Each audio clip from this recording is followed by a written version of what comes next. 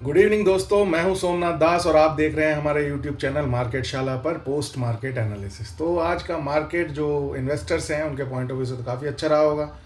Traders के लिए तो जो है एवरी डे इज सेम, क्योंकि intraday trading point of view से you and we all know कि सर्टेन रूल्स ड्रिवन जो है स्ट्रैटेजीज होती हैं, जिसमें कि मार्केट ऊपर जाए या नीचे जाए, दोनों तरफ ही आपको जो है प्रॉफिट अर्न करने का मौका रहता है। और सम डेज हैपन्स लाइक कि अगर मार्केट ऊपर भी जा रहा है तो हो सकता है आपके स्टॉप लॉसेस ट्रिगर हों, और अगर मार्केट नीचे जा रहा है तो सम डेज हैपन्स कि आपके प्रॉफिट्स एनहांस करें।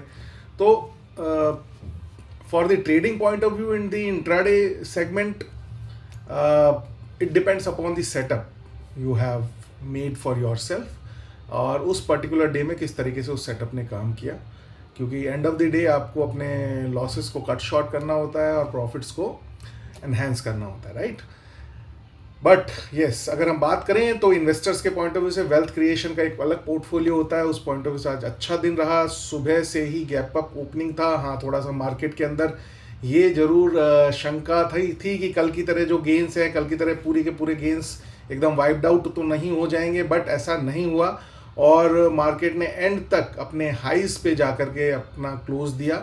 हालांकि जब थोड़ा चार्ट के ऊपर जाएंगे आज के मार्केट का जो एनालिसिस करने के लिए, तो वहाँ पे कुछ एक लेवल्स हैं जहाँ पे कि कंफर्मेशन, और एक दिन 2 दिन के अंदर हमें उन लेवल्स का कंफर्मेशन चाहिए होगा, जिससे कि एक रोड मैप क्लियर होगा आगे के लिए कि ये जो बढ़त है ये सस्टेन करेगी कि नहीं करेगी, या फिर यहाँ से फिर जो है रिबाउंड देखने को मिलेगा, राइट। इंडिया विक्स वॉलेटिलिटी 18 के अराउंड था जब सुबह हमने आपके साथ जो है अपना एनालिसिस शेयर किया था। अभी जो है थोड़ा सा जो है नीचे आया है, ईज हुआ है, विच इज़ गुड, जिससे कि ये इंडिकेशन मिलता है कि हाँ, थोड़ा सा ये जो मूवमेंट मिली है मार्केट को अपवर्ड साइड में, इसके सस्टेन होने के चांसेस ज़्यादा हैं। वर्ल्ड वाइड मार्केट सभी ने अच्छा ही किया, चाहे वो यूरोपियन मार्केट्स हों या फिर जो है यूएस फ्यूचर्स हों। अभी तक तो अच्छा कर ही रहे हैं यूएस फ्यूचर्स वगैरह भी। तो हम ये मान के चल सकते हैं कि शाम को यानी कि रात को जब ये दोबारा से यूएस मार्केट ओपन होंगे आज के लिए, तो सिमिलर जो है आगे बढ़ने के लिए वो तत्पर रहेंगे, जैसा कि वो दिखा रहे हैं अपने फ्यूचर लेवल्स के साथ। At the same time Japan का जो इंडेक्स है वो सुधरता हुआ नज़र आया, क्योंकि वहाँ पे जो सेंट्रल बैंक्स हैं उन्होंने अपने डिसीजन को एक बार फिर रिवाइज या रिवीजन करने के पॉइंट ऑफ व्यू से अपने स्टेटमेंट्स दिए कि अगर स्टॉक मार्केट में कुछ गड़बड़ हो रहा है या फिर कुछ हम लोगों के स्ट्रैटेजीज़ की वजह से कुछ चीज़ें ठीक नहीं हैं, तो उन स्ट्रैटेजीज़ को हम दोबारा से रिविज़िट करेंगे और अकॉर्डिंगली उनमें जो है अमेंडमेंट्स करेंगे, जिससे कि मार्केट में जो एक उठापटक शुरू हुई है वो उसको कंट्रोल किया जा सके। हाँ, जियोपॉलिटिकल थोड़े जो रीजन्स हैं वो अभी भी बने हुए हैं। हमारी जो नियर बाई कंट्री है बांग्लादेश, वहाँ पे अभी भी चीज़ें उथल पुथल चल रही है। उसकी वजह से जो हमारे कंपनीज़ हैं जो वहाँ पे बिजनेस करते हैं, उनके शेयर और स्टॉक प्राइसेस के अंदर आपको वो एक इम्पैक्ट दिख रहा होगा। उसको थोड़ा सा सेटल डाउन होने में टाइम लगेगा। At the same time Iran और जो इज़राइल का टेंशन है वो भी अभी ख़त्म नहीं हुआ है। दोनों तरफ से बयानबाजियाँ चल रही हैं, और इज़राइल को तो we know that they can do anything any time. Even this time I think Iran भी थोड़ा सा सीरियस है, और उसको भी एक ग्रुप है जो कि जिसका कि सपोर्ट मिल रहा है, चाहे वो आप रशिया बोलें या पाकिस्तान ने भी अपने कुछ बयानबाजियाँ करी हैं, और रशिया है तो फिर चाइना का भी कहीं ना कहीं बैक एंड सपोर्ट मिल सकता है, क्योंकि दूसरी तरफ इज़राइल के फेवर में हमेशा से ही यूएस रहा है। तो ये एक दो धड़ों में बटी हुई एक तनातनी है। हम आशा करते हैं कि चीज़ें सॉर्ट हो जाएं और ज़्यादा एक्सक्लेनेशन की तरफ ना जाएं, ज़्यादा चीज़ें बढ़े नहीं, ये हमारी इच्छा है। क्योंकि उसका कहीं ना कहीं इकोनॉमिक जो एक्टिविटीज़ हैं उसके ऊपर इम्पेक्ट ज़रूर आता है, जो कि as an investor point of view से हम लोग नहीं चाहेंगे, और कोई भी नहीं चाहेगा कि सब सुख शांति से रहें और दूसरों को भी रहने दें। लेकिन बोलने में आसान है, ऐसा जनरली मुश्किल से हो पाता है, और जब होता है तो तभी चीज़ें आगे बढ़ती हैं, और जब नहीं होता है तो चीज़ें जो है उसका इम्पेक्ट हर जगह आता है लाइफ का, चाहे कोई भी सेगमेंट हो। ठीक है जी। तो ये था बेसिकली आज का मार्केट। और आइए अब देख लेते हैं कि चार्ट पे प्राइस एंड एक्शन किस तरीके से बोल रहा है, चाहे वो हमारे इंडियन मार्केट की क्लोजिंग हो या फिर जो है वर्ल्ड वाइड मार्केट में जो अभी मार्केट्स ओपन है उनका, प्लस उनका जो निक्के जैसे जो आपका निक्के जैसे मार्केट जो ओपन क्लोज हो चुके हैं उनका देख लेते हैं। और उससे एक आइडिया लगाते हैं कि ये क्लोजिंग में अभी और क्या स्कोप है। तो चलिए देखते हैं price and action on the charts. तो बेसिकली अब जो है आपके सामने ये चार्ट है, ये चार्ट है स्पॉट लेवल्स का निफ्टी का, राइट। जो पूरे दिन जितना भी जो है आज प्राइस एंड एक्शन हुआ, इसको मैं थोड़ा सा जो है आपके सामने इंक्रीज कर दे रहा हूँ साइज को, क्योंकि आज एकदम कैंडल बहुत बेहतरीन बना है। और इस कैंडल को हम कहते हैं अपनी प्राइस एंड एक्शन की लैंग्वेज के अंदर डोजी चार्ट है। डोजी का जो ये पैटर्न है, ये वो पैटर्न होता है जो कि एग्जैक्टली जहां पे ओपन होता है वहीं पे जाकर के क्लोज कर देता है। पूरे दिन जो है अपनी एक विक्स प्रिपेयर करता है, जिसमें कि वो मार्केट में कितना नीचे गया उस पर्टिकुलर प्राइस और कितना ऊपर गया, और बाद में आकर के वहीं का वहीं आकर के जो है क्लोज हुआ जहां पे कि उसने अपनी ओपनिंग दी थी, राइट। तो ये जो पैटर्न है, ये आप मैं जो भी बता रहा था कि हमें एक और कंफर्मेशन इस पैटर्न पे क्यों चाहिए इस मार्केट से, ये आप देख पा रहे होंगे मैंने थोड़ा सा साइज को और इंक्रीज किया है, और यहाँ पे जो है कुछ ये गोल्डन कलर की लाइंस मैंने यहाँ पे बना के रखी है, राइट, जो कि 24,350 24,302 के ऊपर है, जहां पे कि एग्जैक्टली आकर के आज जो है निफ्टी के स्पॉट लेवल ने अपना क्लोज दिया है। हमें कंफर्मेशन तब मिलेगी इस अपवर्ड मोमेंटम की कि अपवर्ड मोमेंटम कंटिन्यूअसली कैरी करेगा और एक नए हाई की तरफ हम लोग अग्रसर होंगे, जब ये 24,350 का जो ये लेवल है, ये लेवल जो है डिसाइसिवली ब्रेक करके डे ऑन डे के क्लोजिंग बेसिस पे, मतलब डेली क्लोजिंग बेसिस पे 24,350 के ऊपर ये प्राइस क्लोज देगा, यानी कि निफ्टी का ये लेवल क्लोज देगा। वहां पे एक बेहतरीन कॉन्फिडेंस लेवल जनरेट हो सकता है, और वहां से जो इन्वेस्टर्स हैं जिनके कि अपने, और जो एक पोजिशनल ट्रेडर्स हैं, वो अपने लिए एक पोजिशनल ट्रेड का प्लान कर सकते हैं। जब तक 24,350 का लेवल ब्रीच नहीं होता है, तब तक ये थोड़ा सा अभी भी डाउटफुल केस है कि हो सकता है यहां से एक दोबारा एक डाउनवर्ड मोमेंटम शुरू हो जाए। हालांकि जिस तरीके का हम लोग अभी देख रहे हैं, जिस तरीके के central banks of different countries अपने लिए जो है अपनी पॉलिसीज बना रहे हैं, और किस रेट कट्स का, जो फेड का रेट कट का जो एक एक्सपेक्टेशन हम लोग मान के चल रहे हैं, वो चीज को देखते हुए भी लगता नहीं है कि ऐसा होगा। और साथ के साथ ये जो डोजी फॉर्मेशन का कैंडल ये बना है, ये भी अपने आप में एक बुलिश फॉर्मेशन है कि इसने एग्जैक्टली उन रेजिस्टेंस एरियाज के आसपास आकर के अपने गेन्स को बनाए रखा है, और यहां से जस्ट एक गैप अप ओपनिंग की जरूरत है, जो कि ऑटोमेटिकली 350 या 302 के ऊपर जो है एक स्टार्ट दे, और एंड भी इन्हीं 350 और 302 के लेवल के ऊपर करे। फिर जो है खाली आपके सामने जो एक हर्डल रह जाएगा, वो रह जाएगा 20 डेज का exponential moving average, and then it will be a matter of time, क्योंकि एक्सपोनेंशियल मूविंग एवरेजेस पार्टिसिपेशन के हिसाब से जनरेट होते हैं, और अगर डिमांड जनरेट होगा तो ऑटोमेटिकली आप ये मान के चलें कि ये लेवल्स ब्रीच होकर के, जो कि एक्सपोनेंशियल मूविंग एवरेज ऑफ 20 का जो लेवल है वो अभी 24,438 पे है, इसको ब्रीच करके फिर एक नए हाई की तरफ हम लोग बढ़ने की कोशिश करने लगेंगे। तो ये है आज का निफ्टी का प्राइस एंड एक्शन, जो मैं आपके साथ शेयर करना चाहता था कि कौन से लेवल्स अभी भी हमारे लिए टेस्टिंग पॉइंट ऑफ व्यू से इंपॉर्टेंट हैं, राइट। अब देखते हैं हम कि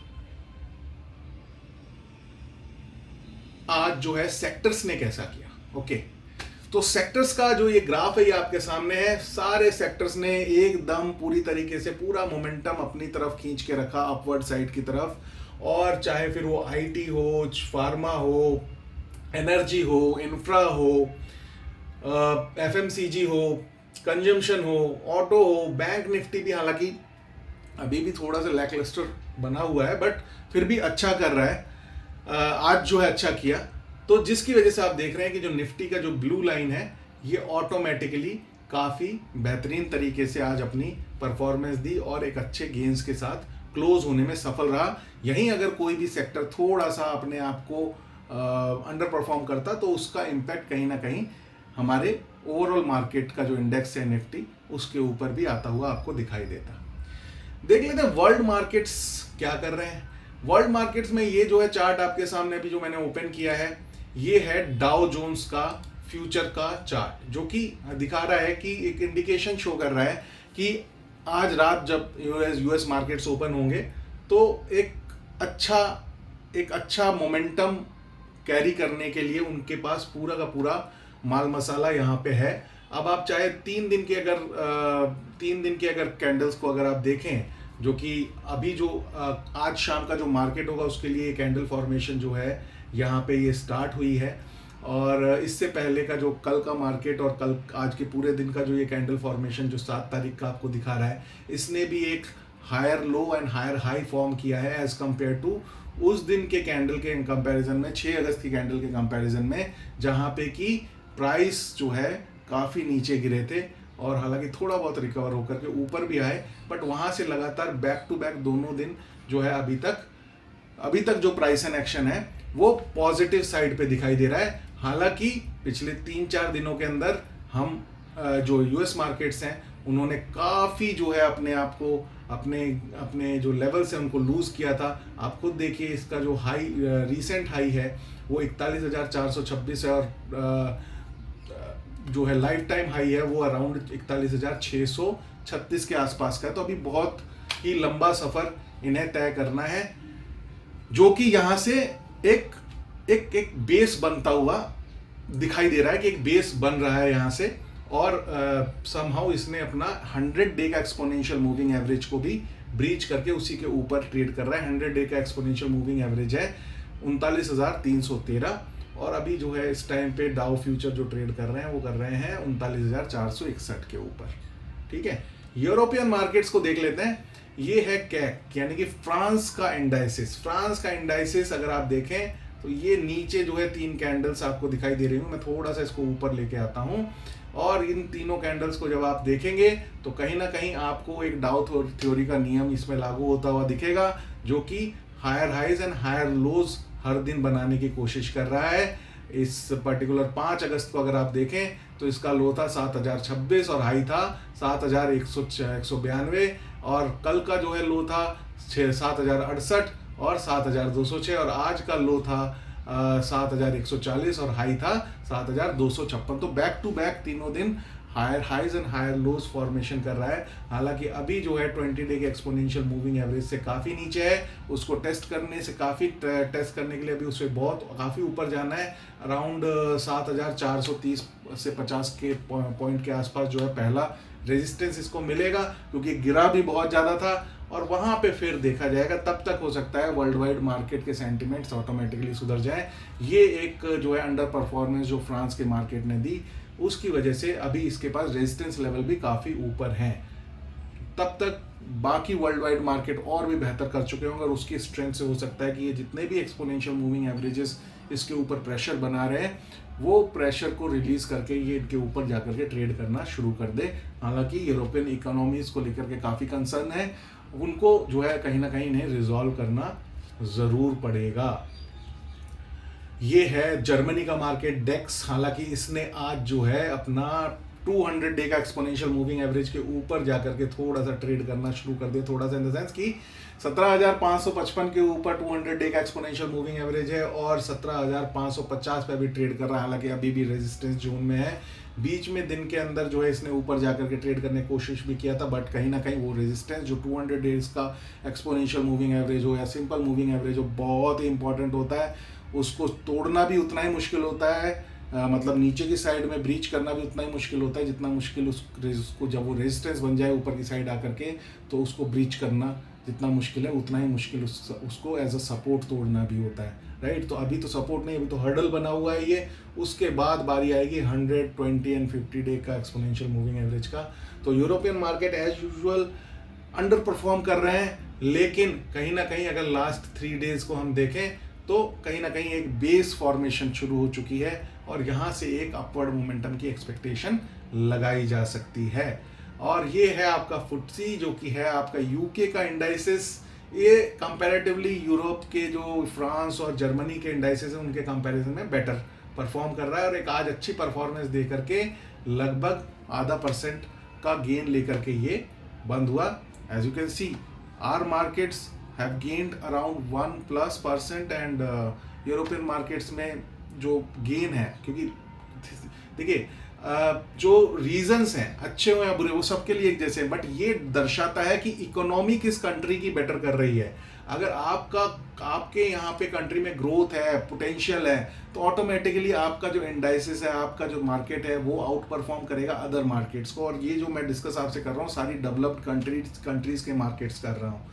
आप देखते हैं द कल्प्रिट वन, जिसने कि आज जो है सबको पीछे छोड़ दिया है। हालांकि उसने पीछे जो है गिरने में भी छोड़ा था। ये back to back red candles जो आप देख रहे हैं कितनी भयंकर गिरावट हुई है, आप खुद देख सकते हैं। हाइज 42,467 के हाइज थे और वहां से इसने जो है ये देखिए आपका जो ये लो इसने बनाया था 5 अगस्त को 30,380 परसेंटेज में। जब आप इसको कैलकुलेट करने जाएंगे तो सांसें रुक जाएंगी। अगर इतने परसेंटेज में अगर कोई मार्केट गिरता है तो सोचिए इन्वेस्टर्स का क्या हाल होता होगा।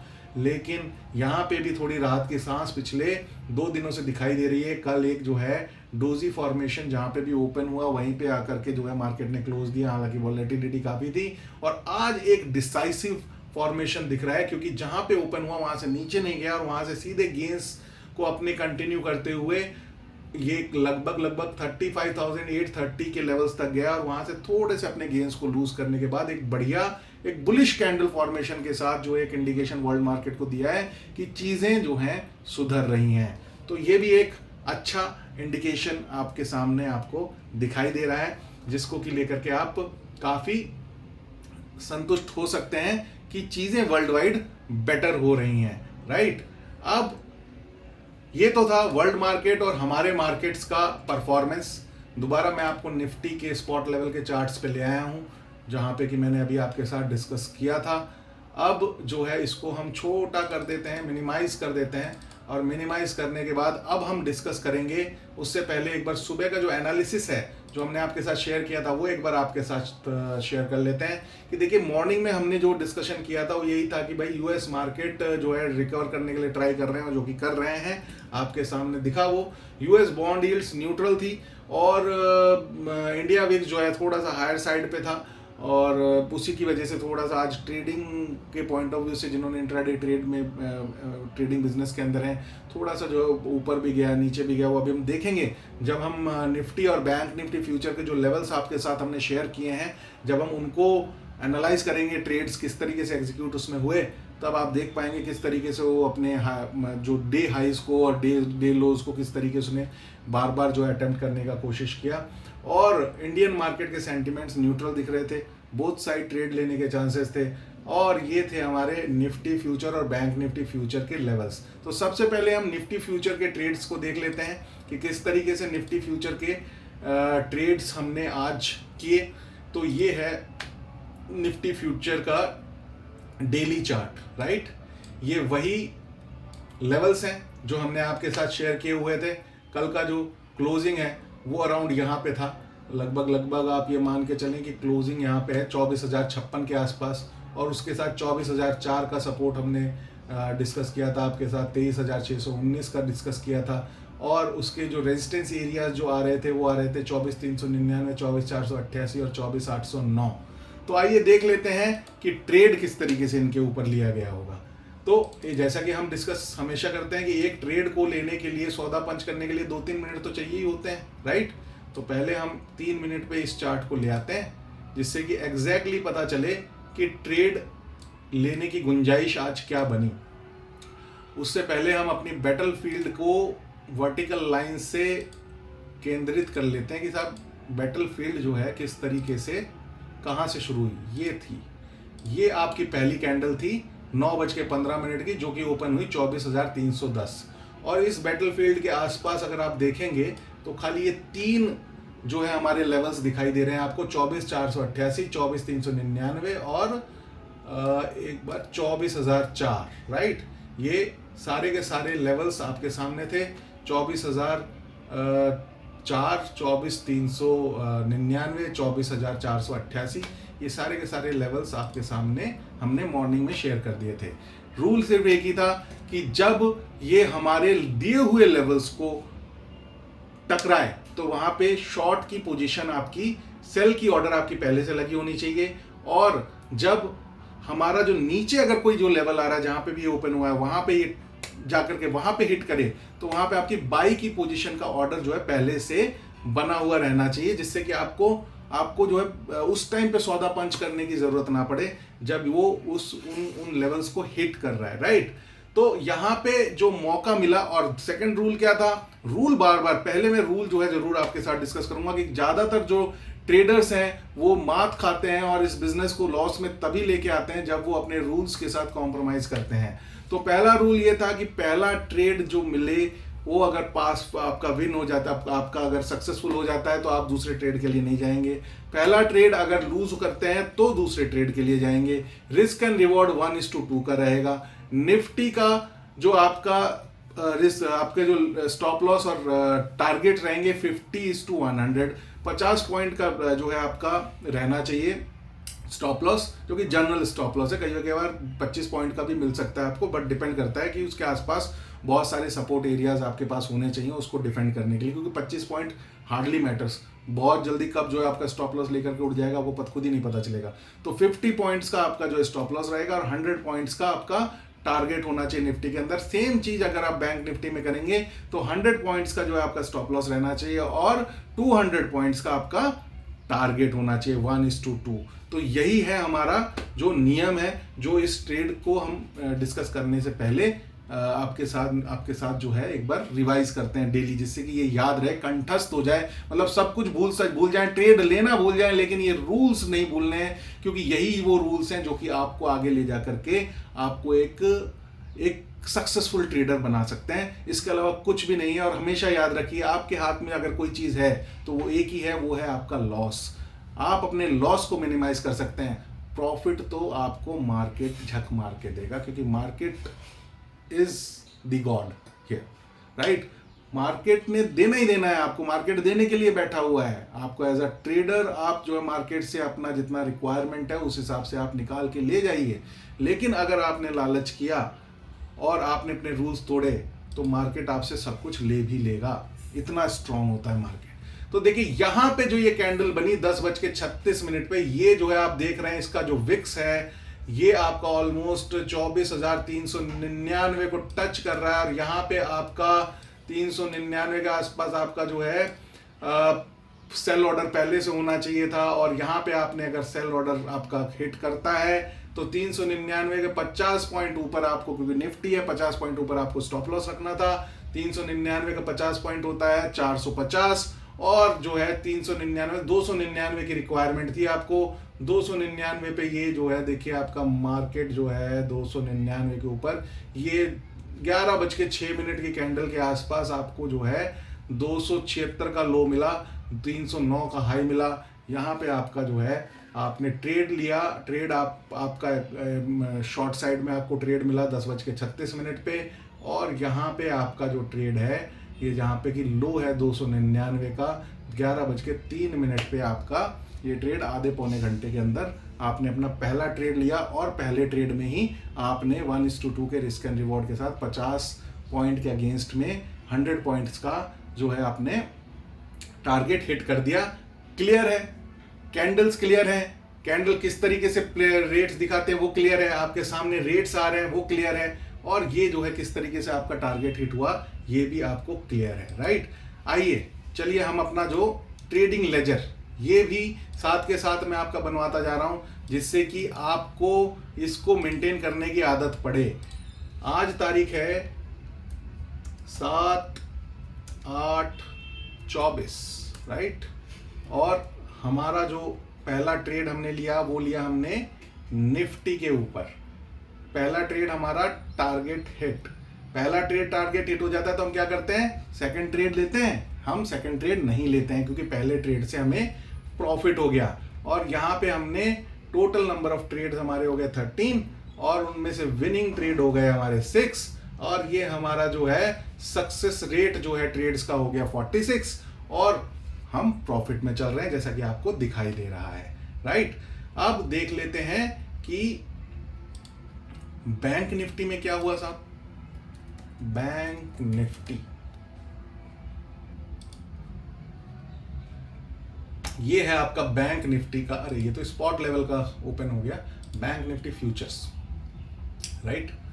बैंक निफ्टी फ्यूचर का चार्ट आपके सामने आ गया है और बैंक निफ्टी फ्यूचर के लेवल्स, खाली सपोर्ट साइड के 2 लेवल्स दिखाई पड़ रहे हैं जो कि पूरे दिन का जो भी प्राइस एंड एक्शन रहा उसके हिसाब से तो दिखाई यही दे रहा है। अब हम एक बार अपनी बाउंड्री लाइन यहाँ पे मेंशन कर लें जिससे कि आइडिया लग जाए कि बैटलफील्ड शुरू कहाँ से हुई थी। ये हुई थी बैटलफील्ड शुरू, उससे पहले हम थोड़ा सा इसको श्रिंक करते हैं। ये देखिए ये आगे बाकी के लेवल्स हमारे, ठीक है जी, यही थे बाकी के लेवल्स। और आपके साथ जो हमने शेयर किए हुए थे ये थे जी, रेजिस्टेंस थे 49,937, वहाँ तक गया ही नहीं, 50,650, 50,650, 50,768, सपोर्ट एरिया के आसपास 49,815, 49,587 और 49,511। आइए देख लेते हैं, ये 49,937 के आसपास ये आया, ओपन दिया इसने, गैप अप ओपनिंग दी, बेहतरीन तरीके से गैप अप ओपनिंग थी इसकी 50,391 पॉइंट के ऊपर और पहला रेजिस्टेंस था 50,650 जो कि बहुत ऊपर था और पहला सपोर्ट था 49,937 जो कि बहुत नीचे था। कई बार ऐसा होता है कि अगर आपको पूरे प्राइस एंड एक्शन को देख करके लेवल्स नहीं मिल रहे हैं तो आपको जबरदस्ती लेवल वहां थोपने नहीं है और ये आज लेवल उसी तरीके से मिल रहे थे। देखिए ऊपर जब आप रेजिस्टेंस एरियाज का देखेंगे बैक टू बैक 50,650, 50,768 दोनों बैक टू बैक मिले रेजिस्टेंस एरियाज तो वहां थे, बट इस बीच में पूरे चार्ट के अंदर कहीं पे भी कोई सपोर्ट या रेजिस्टेंस एरिया नहीं था तो हमने जबरदस्ती उसको थोपने की कोशिश नहीं करी। बैक टू बैक यहाँ पे सपोर्ट लेवल 2 मिले, 49,937 और 49,815, तो यहाँ पे हमने दिए। अब यहाँ पे क्या है, अब ये क्या है कि मैं कई बार कहता हूँ कि ट्रेडिशनल जो ट्रेडर होता है, ट्रेडिशनल ट्रेडर बोले या फिर उसको डिस्क्रिशनरी ट्रेडर को बोलें, तो यहाँ पे अभी आपको एक चीज सीखने को मिलेगी। अगर देखा जाए जो हमने एकदम बिगिनर के तरीके से जो है आपको जब हम समझाते हैं कि हमने लाइन खींच दी, आपको कुछ दिमाग नहीं लगाना, उस लाइन पे जब भाव आए अगर ऊपर से नीचे आए तो खरीदना है, खरीद का ऑर्डर पहले से लगा होना चाहिए, और नीचे से ऊपर जाके लाइन में टकरा रहा है तो उस लेवल पे टकरा रहा है तो बेचने का ऑर्डर पहले से लगा होना चाहिए, जिससे कि आपको उस टाइम पे एकदम जल्दबाजी ना करनी पड़े, क्योंकि new bees are here with us जिनको कि उस टाइम पे सौदा पंच करते करते पता चला भाव ऊपर चला जाए, नीचे चला जाए और फिर थोड़ा कंफ्यूजन हो जाए, इस वजह से वो रूल हमने डाला हुआ है।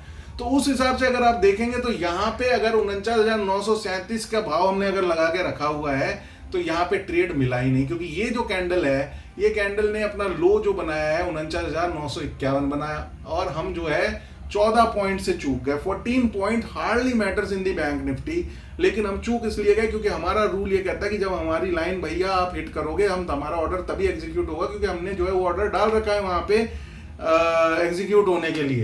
तो हम यहाँ पे क्योंकि उस रूल्स के तहत ही अपनी जो है ट्रेड बुक को मेंटेन कर रहे हैं, इस वजह से आज का दिन आप देख रहे हो कि कहीं पे भी किसी भी लाइन को हिट आज बैंक निफ्टी ने नहीं किया। और अगर आप पूरे के पूरे चार्ट को देखेंगे तो कहीं ना कहीं आप देखोगे कि करीब जहां पे निफ्टी 1% के ऊपर जो है गेंस लेकर के बंद हुआ, इसने अराउंड 60.7 के आसपास जो है पूरे दिन की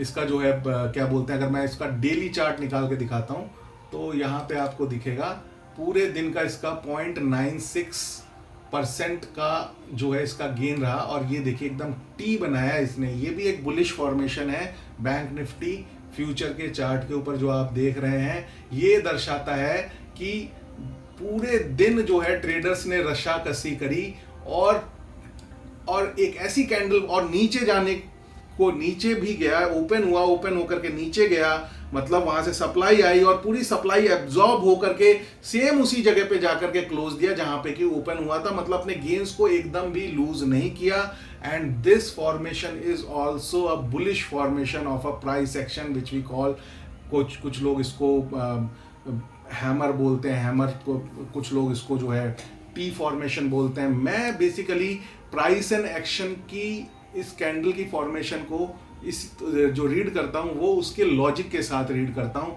तो ये जो फॉर्मेशन है क्यों बुलिश है, वो इस वजह से बुलिश है कि मार्केट में बुल्स एंड बेयर्स में काफ़ी रसाकसी हुई। बेयर्स ने मार्केट के भाव को नीचे लेके जाने की कोशिश भी करी।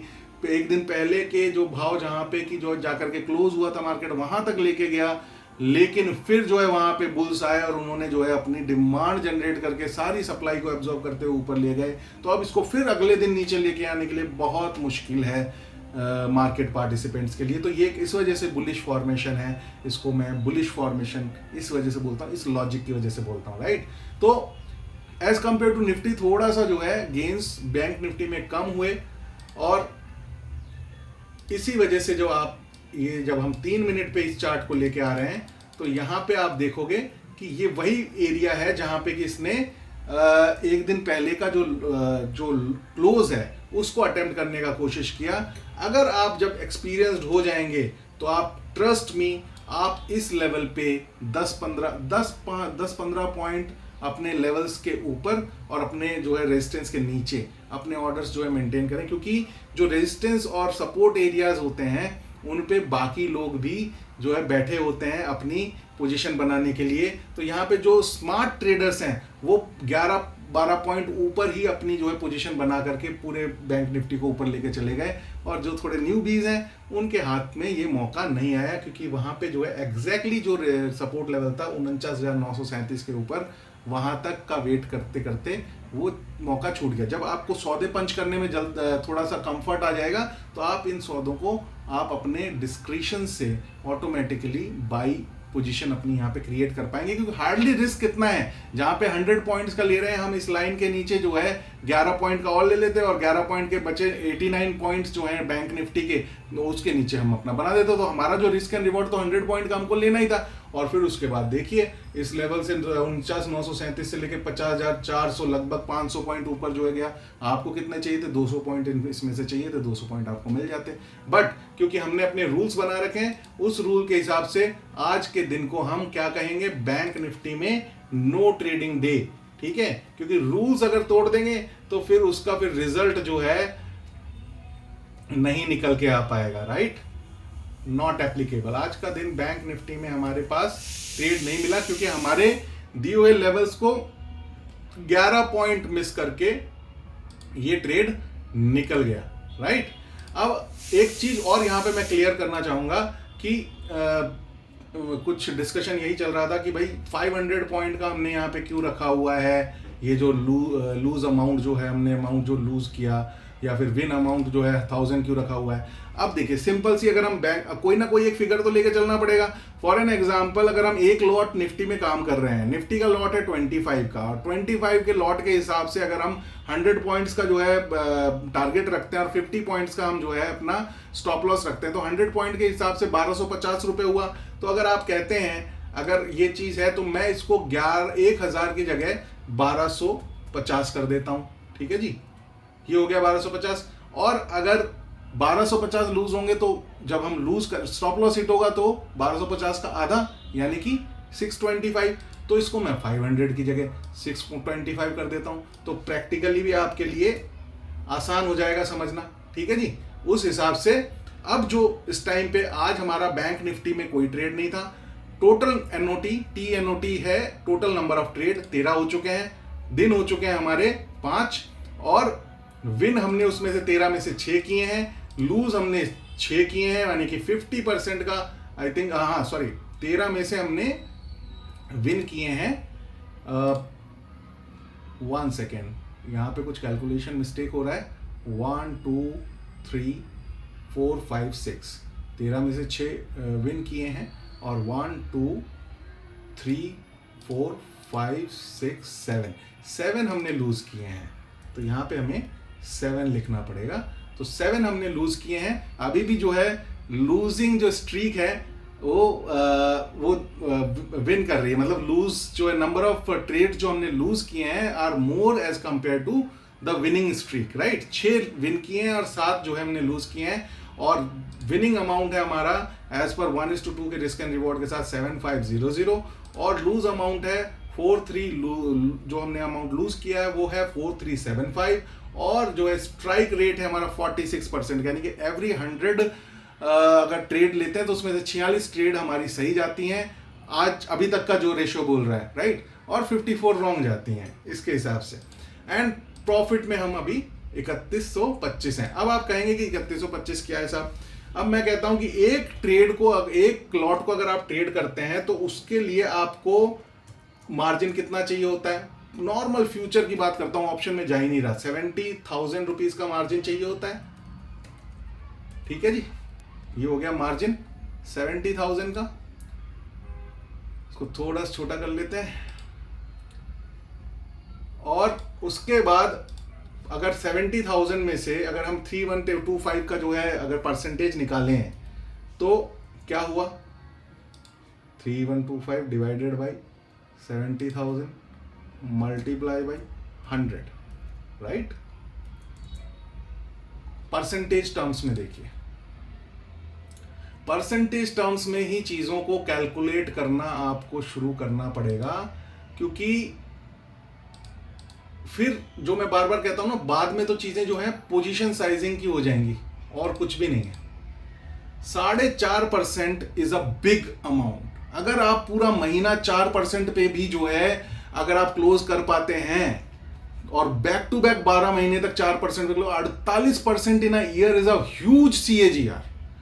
मैं क्या कहता हूं कि 70,000 है, 70,000 को पोजीशन साइजिंग में 10 के पोजीशन साइजिंग में कन्वर्ट करने में कितना टाइम लगेगा? 7 लाख रुपए चाहिए आपको 10 टाइम्स करने के लिए। इसको ऑटोमेटिकली जो आपके प्रॉफिट्स हैं वो भी जो है 10 टाइम्स हो जाएंगे। जो 3125 है ये 31,250 रुपए दिखने लगेगा आपको।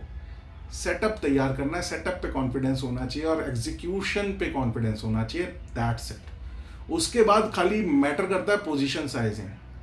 और 8-10 लाख कोई भी छोटे से छोटा भी बिजनेस आप करें तो 8-10 लाख रुपए का इनिशियल इन्वेस्टमेंट तो लग ही जाता है, चाहे आप एक छोटी शॉप ही क्यों ना सेटअप कर रहे हो जनरल स्टोर की। ठीक है, तो this is something what I wanted to share with you guys. तो हमेशा एक ही चीज याद रखिए कि it is a trading business, it is not speculation, hence you should not forget your setup, your system, your discipline, your rules, right. Rules के चलते आज हम बैंक निफ्टी में सीधा सीधा बाई का एक हमारा ट्रेड दिख रहा था, बट हमारे रूल को वो जो हमने हमारे और आपके बीच में बने हुए हैं, अगर डिस्क्रिशनरी ट्रेडर हूं मैं वहां ट्रेड ले लेता, ठीक है, लेकिन जो हमने रूल्स बना रखे हैं उस रूल्स को रिस्पेक्ट करते हुए हमने यहाँ पे बैंक निफ्टी का ट्रेड को नॉट एप्लीकेबल जोन पे डाल दिया और निफ्टी का एक ट्रेड हमें मिला, उस ट्रेड पे टारगेट हिट किया, दूसरे ट्रेड की तरफ हम नहीं गए। तो ये था हमारा आज का post market analysis with market शाला की मास्टर क्लास। कैसा लगा आपको जरूर बताइएगा और जुड़े रहिए मार्केट शाला के साथ, सीखते रहिए और बढ़ते रहिए। Do trade, do invest and seek financial freedom with market Shala. And please do like, share and subscribe to us and let us know हम लोग कैसा कर रहे हैं। Thank you, bye bye.